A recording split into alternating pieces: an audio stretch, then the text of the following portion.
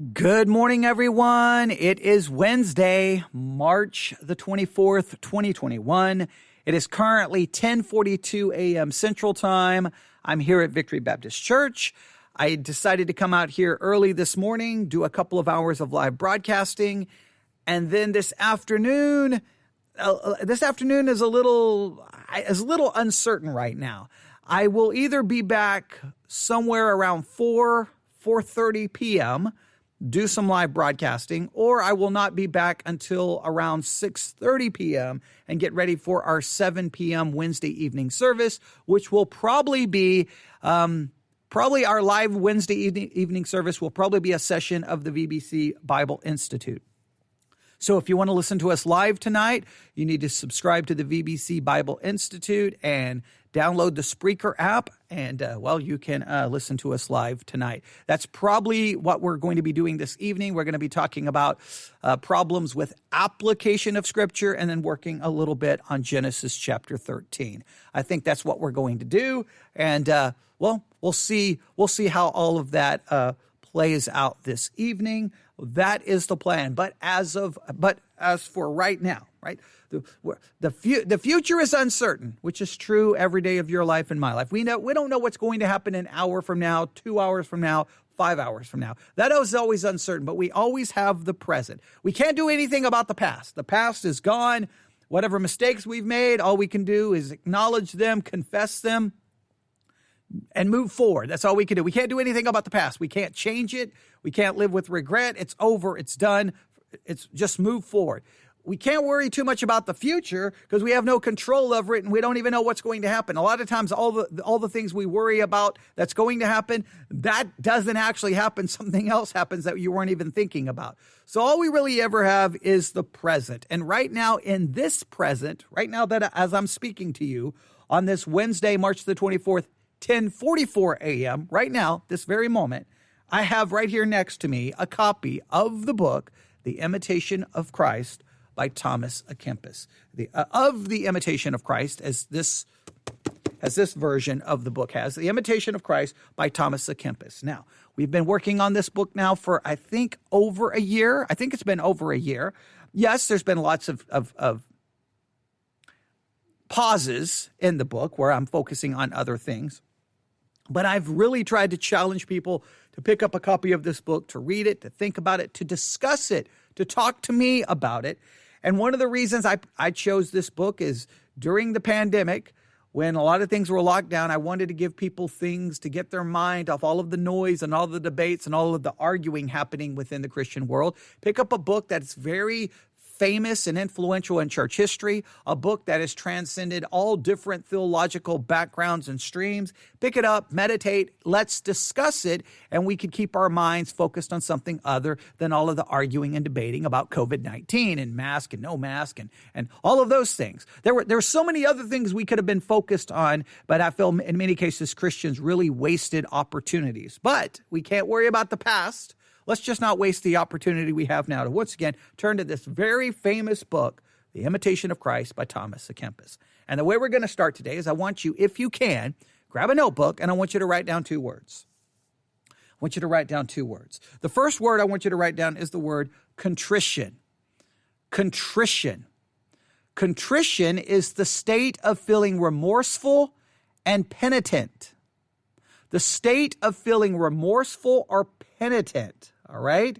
It's the idea of feeling remorseful, and we're going to use it in a Christian sense. Contrition is that sense of feeling remorseful, feeling guilt, feeling shame for our sin. Contrition of heart, right? So I want you to write down the word contrition. The second word I want you to write down is the word consolation. Consolation. Consolation is defined as the comfort received by a person after a loss or disappointment. All right? Consolation, all right? So the comfort received. So let's go through these again. Contrition is a state of feeling remorseful. Consolation is comfort received.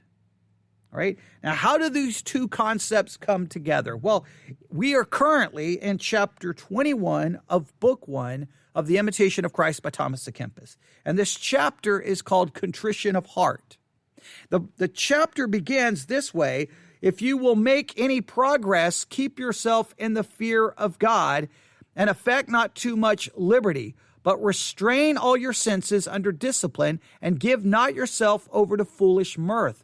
Give yourself to contrition of heart, and you shall find devotion. Contrition lays open many good things which distraction is wont quickly to destroy.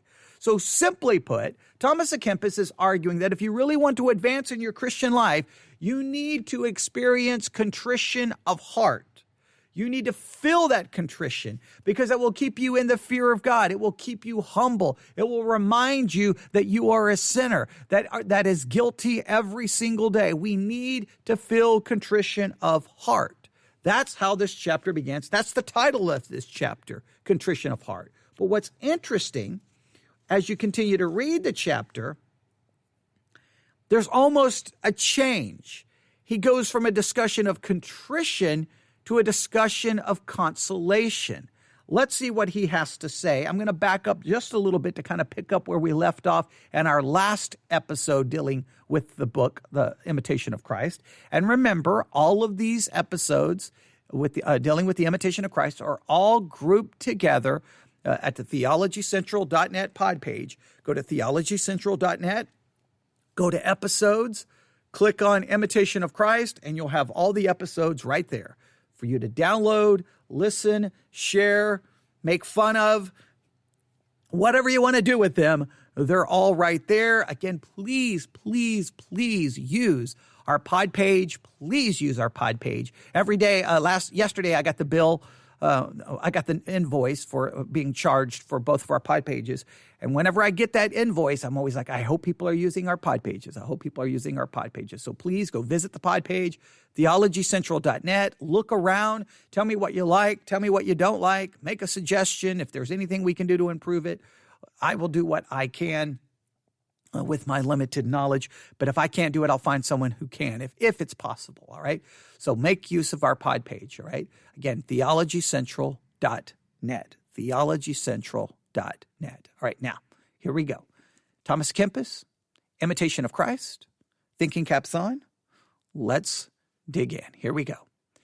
If you have not the favor of men, be not grieved at it, but take this to heart, that you keep yourself so warily and circumspectly as it becomes the servant of God and a devout man to behave.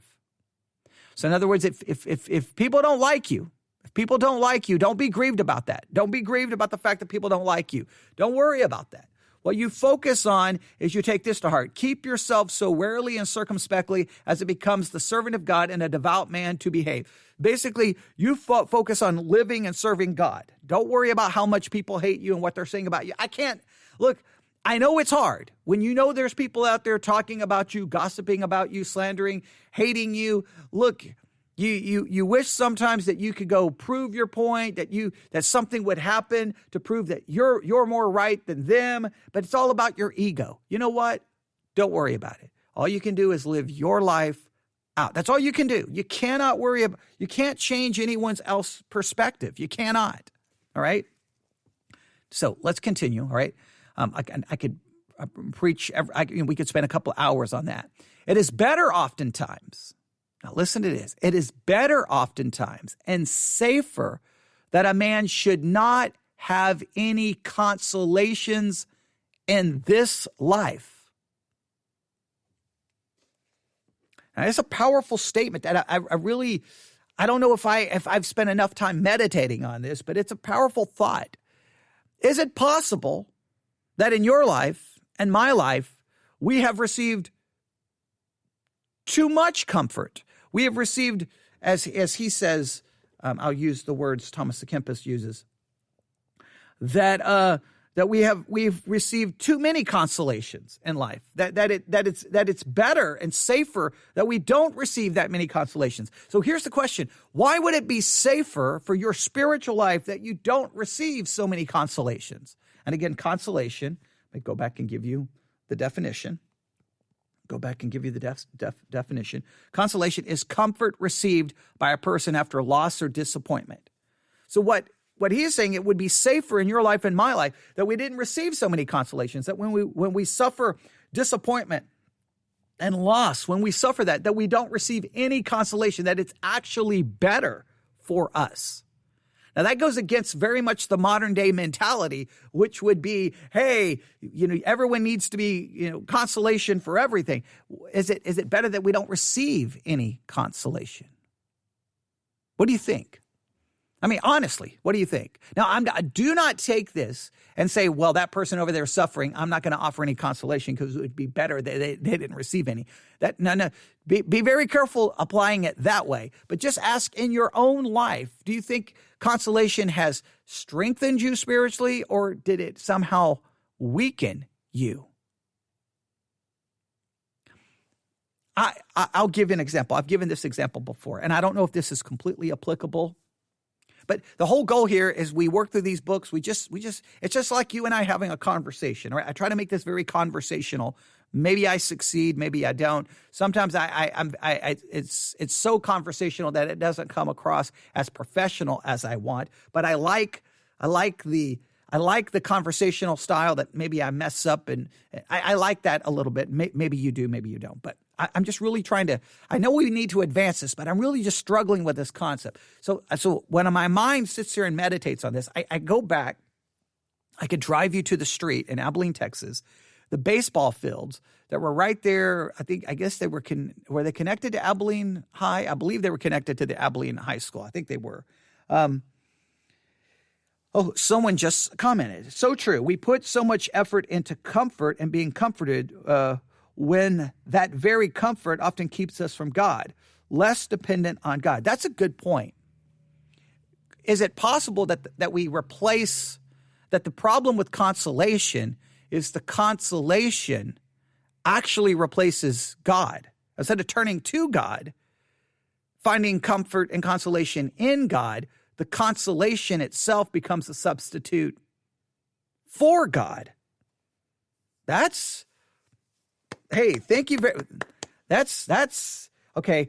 I see, once again, I should stop being the podcaster and I should just listen to all of you because you're smarter than I am. That's a very good way of saying it. I think that's very well said, that the consolation basically becomes a substitute for God.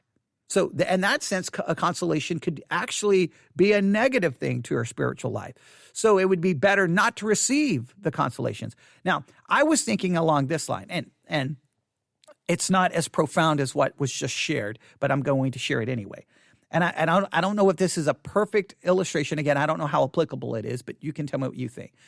I was playing baseball. I was very young, and if you know anything about me and it comes to sports, there's one word that was not allowed in my family, and that was losing.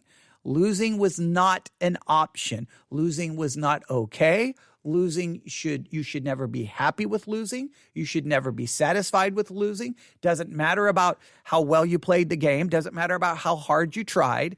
None of that mattered in my family. You win. Losing is not an option. If you lose, you're a loser. It reflects on you. You go to win.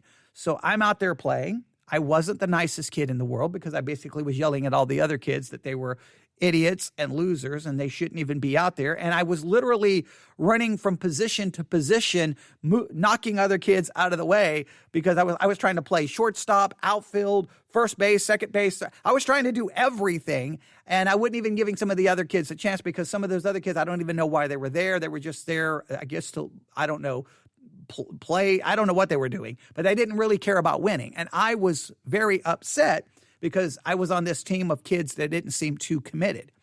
And we lost. And I lost my mind. Okay, I could not handle losing.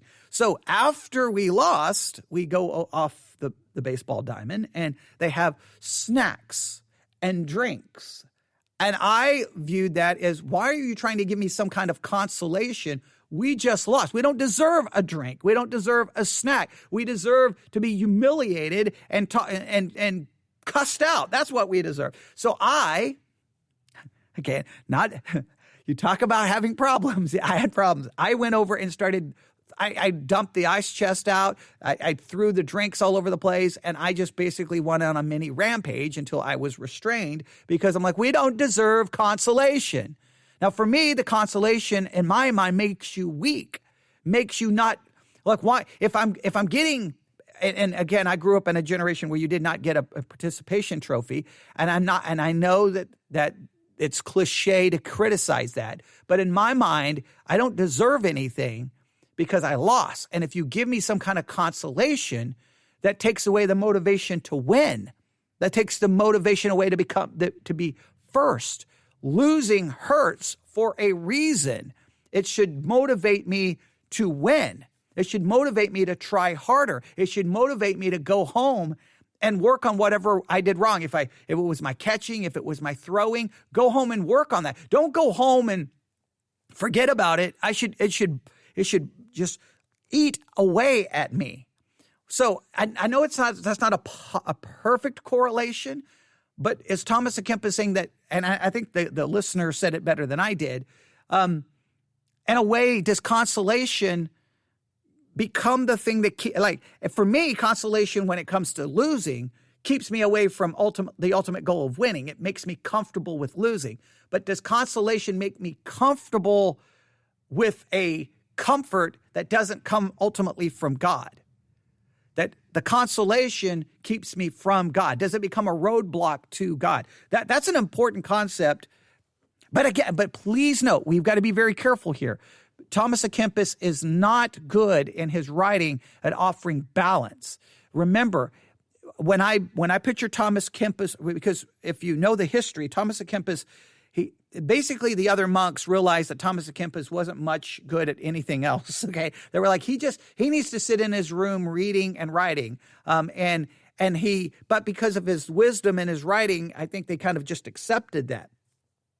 So, but I always picture him just sitting in his monastery room with a notepad writing, and a lot of times it's very. I've described it before as stream of consciousness. So he doesn't ever stop to maybe offer a balance to it. We just got to remember, consolation can keep us from God, but that doesn't mean that we then step in and say, "Oh, that person over there doesn't need consolation."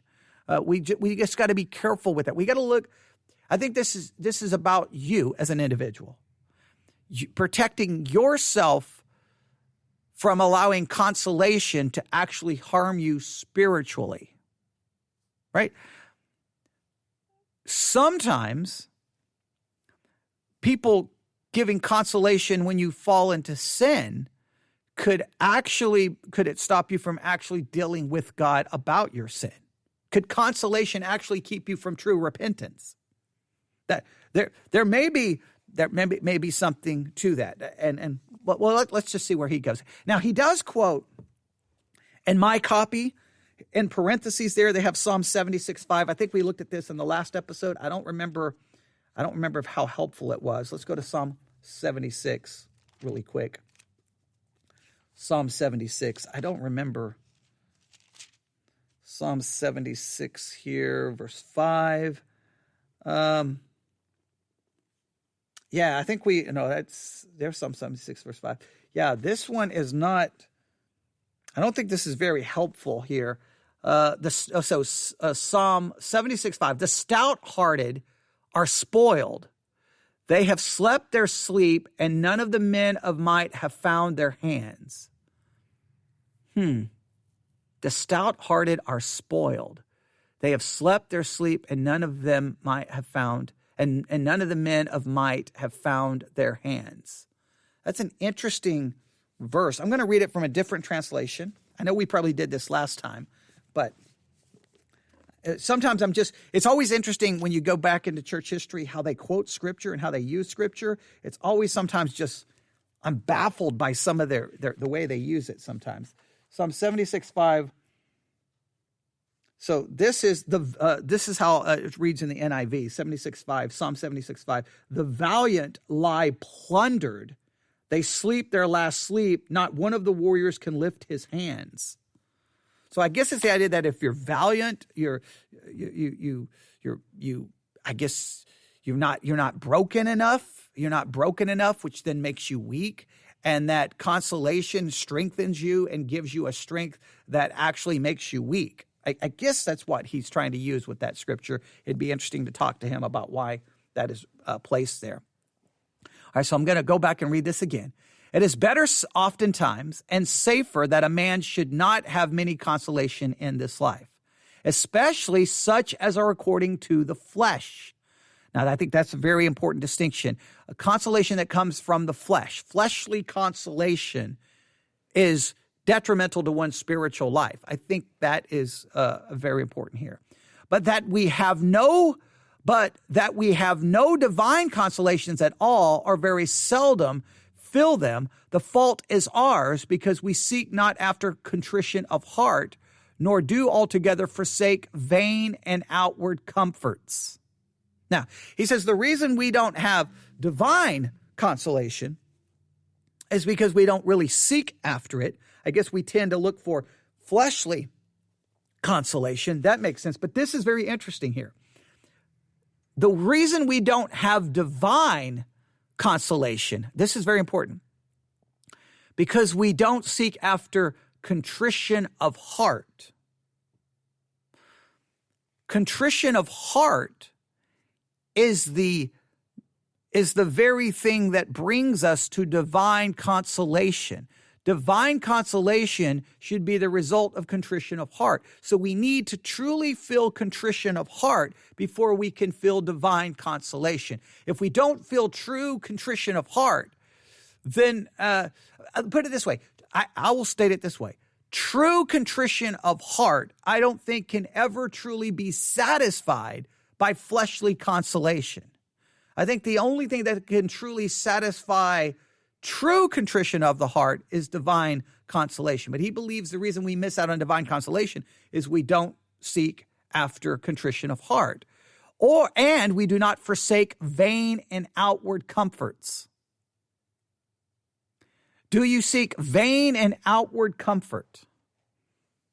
Do you seek vain and outward comfort? I can know this from my own experience. When you fall into a sin that's publicly shaming, embarrassing, and causes you great pain and hurts everyone around you, you find yourself not only contrition of heart, you find yourself that there is no fleshly consolation. There's nothing there for you other than the cross of Jesus Christ. Only that. That's it. That's all you have. And that is where you ultimately find true consolation, because everything else is taken from you. But I think this is interesting, that we have to look at how vain and outward comforts may actually hurt us spiritually. Remember, Thomas à Kempis is operating from the perspective that what should matter first and foremost in your life is your spiritual condition, not anything else. Not comfort in this life, not consolation, not joy, not happiness, not material gain. All that should matter in your life is your spiritual relationship with God.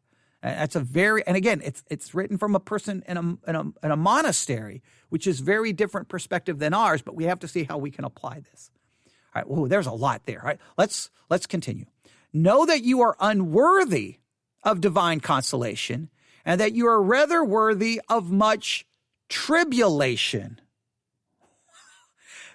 That's probably something you don't want to put on your refrigerator, but it's probably something that needs to be put on our refrigerator and put everywhere that we look. The bathroom mirror, the visor in our car. We probably need to put this on our phone to get a reminder every hour. Let's read this again. Well, this would be in churches that do an altar call. This would be the time to have an altar call, right? Right now, yes, I see that hand come forward, because this is convicting right here. Listen to this again.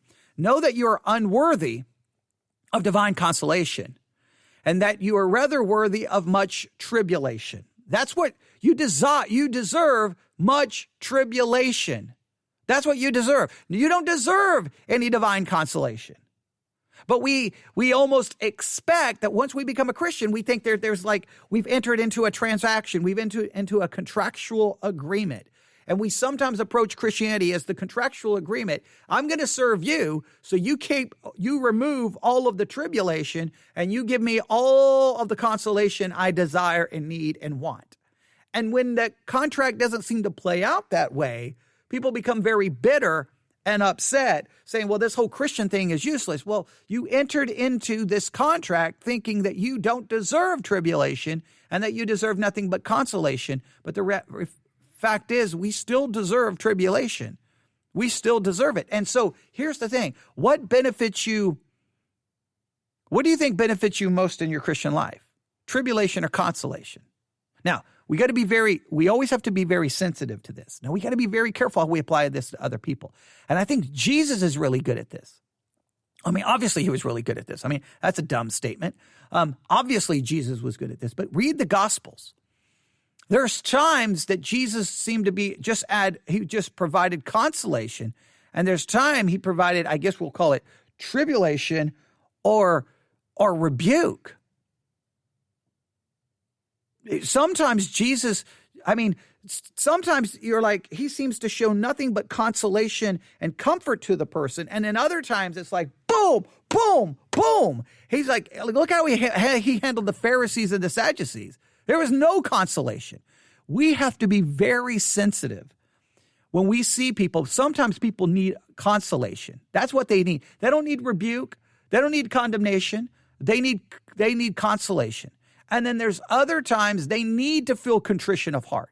Sometimes we've got to be very careful, but we have to ask ourselves, what do we need? I think sometimes we need far more contrition than we need consolation. We need more tribulation than we need comfort. Sometimes that's what we need in our Christian life. We have to acknowledge it, but we always have to acknowledge that what we deserve is tribulation. We don't deserve any comfort at all. And if I keep that in mind, then when tribulation comes, I don't go, woe is me. Why me? It's why not me, right? But Lord, please have mercy and show me consolation. Show me divine consolation. But just remember, when you look into people's lives, you've got to be very careful, because sometimes you think that person over there, they don't deserve any consolation. They need contrition, and I'm going to be the one to give that to them. You got to be careful, because you don't always know what's going on below the surface. Jesus had the ability to look at someone who was in sin and say, that person needs consolation. And then he was looked at religious leaders, and he had the ability to go, they don't need consolation. They need contrition. They need to be broken over their sin. We always have to know when, and just the people listening to me live, we have a big thunderstorm currently developing outside. And if I lose power, I would hate this, because that would mean I don't want to lose this episode. So I'm going to move quickly because I don't want to lose this. But yeah, I just heard the thunder out there and it doesn't sound good. I don't know if you saw the news, but the other night we got hit with a crazy dust storm. We got this warning on our iPhones that basically said, hey, in the next few minutes, you're going to lose complete visibility. It's going to be insane. Pull over, don't drive, get inside. And next thing you know, the sky went from went from day to dark. So now it's not a dust storm, it's a thunderstorm. So hopefully everything goes well. All right. So that's what's going on outside. So let's read this again. And let's apply that to me. Let's apply that to me. You know, and because I think this is a perfect example, because I've got to speak of what's in my heart. If I lose power right now,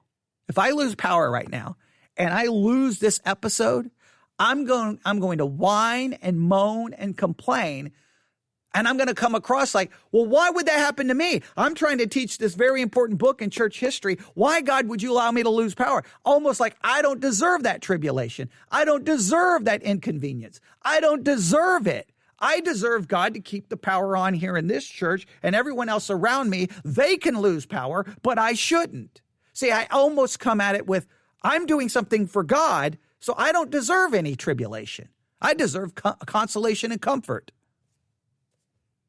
Right? So, because I just immediately, when I got ready to read those words again, immediately I felt a conviction. Wait a minute, I'm reading these words, but I don't really believe that. Because if I lose power right now and I lose this episode, I'm going to whine and complain and be in a bad mood all day because I feel like I don't deserve that. You see how easy it is for us to think that way? Let's read this again. Know that you're unworthy of divine consolation and that you're rather worthy of much tribulation. When a man is perfectly contrite, then is the whole world grievous and bitter unto him. That's an interesting statement. So when a man is perfectly contrite, when we truly are contrite. Now let's look up the definition of contrite. Give me 1 second here. Let's look this up. This is an interesting statement. Man, this book is so hard to read because every line is like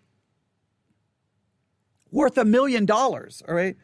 This, no matter how many times I go through this book,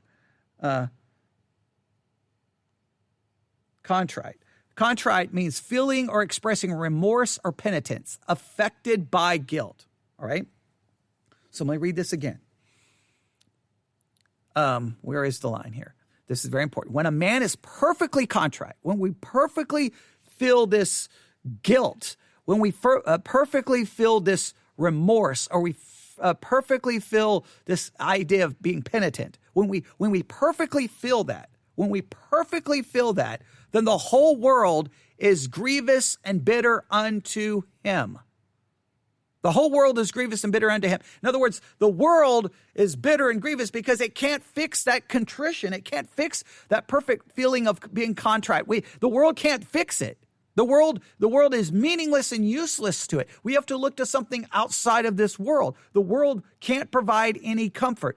So I'm going to say it again. Contrition, true contrition is think of it this way. If we connect this to our work on the book, The Christian in Complete Armor and Spiritual Warfare. If the world is one of the sources of great temptation to us because we love the world and we love all the things that are in the world, the lust of the flesh, lust of the eyes, and the pride of life, contrition of heart turns the world into something that is, as he says, grievous and bitter because it doesn't provide anything that we need. Without contrition of heart, the world looks like it can provide us what we want. But if we feel true contrition, then the world doesn't offer anything. I need to get to the cross. I need to get to the Son who's seated at the right hand of the Father. I need to get to Christ. I need the blood of Christ. I need forgiveness. I need that. But if I don't have contrition, I think contrition is the very thing that destroys the power of the temptation of the world. Contrition of heart turns the world's temptation into useless, meaningless things. That's a powerful thought. So if I don't want a consolation that will take away that contrition, because the contrition actually may protect me from temptation, because it makes I know I've experienced it. I felt so much contrition, so much embarrassment and shame that I didn't care about anything else other than being at the foot of Christ and his blood being applied to my life, because nothing else could comfort that.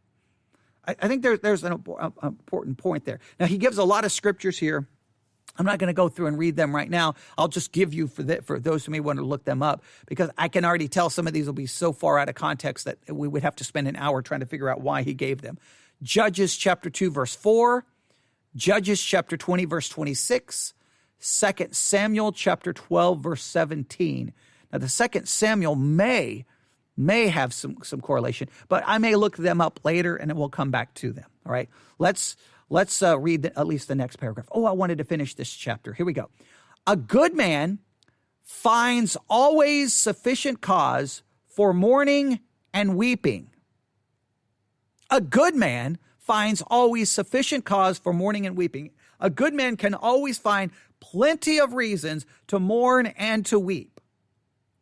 For whether he considers himself or thinks of his neighbor, he knows that none lives here without tribulation. And the more thoroughly a man considers himself, so much more the sorrows. So even a good man can find plenty of things to mourn and weep over, even if he's looking at himself or even looking at his neighbor, because we all know that nobody lives their life without much tribulation. We're all going to experience it. But I love this line. The more you consider yourself, the more you're going to sorrow. The more you look to yourself, the more you're going to sorrow. And I think because you'll not only see the weight of your own tribulation, but I think you'll see the weight of your own spiritual condition, which then leads to contrition of heart. Matter of just sorrow and inward contrition are our faults and sins in which we lie so enwrapped that rarely have we power to contemplate the things of heaven. All right? Okay, I'm gonna look at the Ecclesiastes. Someone just posted an Ecclesiastes passage here. I'm gonna read this statement again here. Matter of just sorrow and inward contrition are our faults and sin. So the thing that should bring sorrow and inward contrition is our faults and sins, and that we lie so enwrapped that rarely have we the power to contemplate the things of heaven. All right? And this is interesting. I don't know if the person listening, if their translation has this, but the very next line, if you oftener think of death than of living long, there is no question, but you would be more zealous to amend. And he quotes Ecclesiastes chapter 7, verses 1 through 2, which the listener just posted. So here's what we're going to do. Let's go back to that previous paragraph. Matter of just sorrow and inward contrition are our faults and sins. So that's why we feel sorrow and contrition, is because of our faults and sins, which we all have plenty of. We lie so enwrapped that we rarely have the power to contemplate the things of heaven. We're so wrapped up in our own sins and faults that sometimes we have the inability to actually look to contemplate the things of heaven because our faults and sins keeps us there. Then he goes on to say that if we would think often of death, more so than of living long, there is no question that you would be more zealous to amend. If we thought more about death than living long, we would be more desirous to amend and deal with our faults and sins and deal with our contrition in the right way. Not human consolation, but divine consolation. Now, I'm going to open up my Bible to Ecclesiastes. I'm going to go to Ecclesiastes. Ecclesiastes chapter 7. I'm going to go to Ecclesiastes chapter 7. The listener gave the New American Standard. I'm going to look at it from the King James, obviously, because that's what we use first and foremost. See here, go to Ecclesiastes. Give me 1 second. I got to find it. Here we go. Ecclesiastes. Get close. Here we go. Ecclesiastes chapter 7. Ecclesiastes chapter 7. I'm listening to all the craziness going on outside with the weather. Okay, Ecclesiastes chapter 7. All right, here we go. I'm going to start in verse 1. A good name is better than precious ointment, and the day of death than the day of one's birth.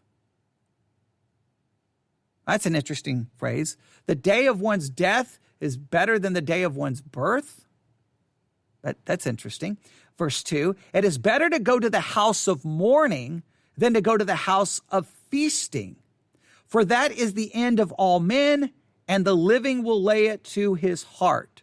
Sorrow is better than laughter, for by the sadness of the countenance, the heart is made better.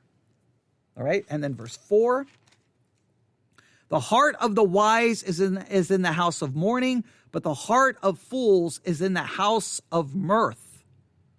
Wow, that is some powerful stuff in Ecclesiastes. And in my translation, if you think often of death than living long, it's better. And they have in parentheses Ecclesiastes 7 verses 1 through 2. So Ecclesiastes 7 verses 1 through 4 seems to be very, very, very, very critical to this entire understanding right here. All right? Now, I'm going to stop here only because the sound of the rain outside is so crazy right now. I mean, it is coming down. And I know we're getting weather alerts, so we have a chance for hail as well. So I don't know what's getting ready to happen, but I know this church well enough. I've been in this building for 20 years. We're going to lose power any second. So here's what I'm going to do. I'm going to take that Ecclesiastes passage, chapter 7, verses 1 through 4. I'm going to put it in our Bible I'm going to delete all the passages that are currently in the Bible memory app, and I'm going to put Ecclesiastes 7, 1 through 4 there for us to not only memorize, but to meditate on, because I think we need to do some meditation on. But I want us to really think about everything that's just been said here. That I think contrition of heart is absolutely instrumental into us having any spiritual victory over temptation, because the temptations of this world go away when we feel the contrition of heart, because nothing will comfort us. And we have to be very careful not to find fleshly comfort that basically replaces God. It becomes a substitute for God. And sometimes we don't need comfort. We need to feel contrition.